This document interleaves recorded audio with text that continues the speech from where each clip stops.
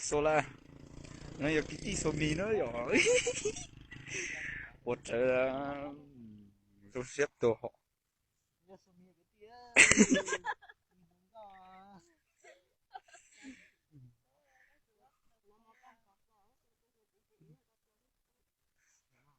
cái số mà yeah, yeah, yeah, yeah, yeah, yeah. Hả? Ừ. Rất xin mất à. Tết tôi cho tôi à. Rồi nhất là bị trẻ không muốn lo vào đó nhóc bị trẻ. Rồi rồi mua ăn chín nữa. Nó cho nó lắc cá ngò. Ừ, nó cái nhiều thật thọ nó du du rồi.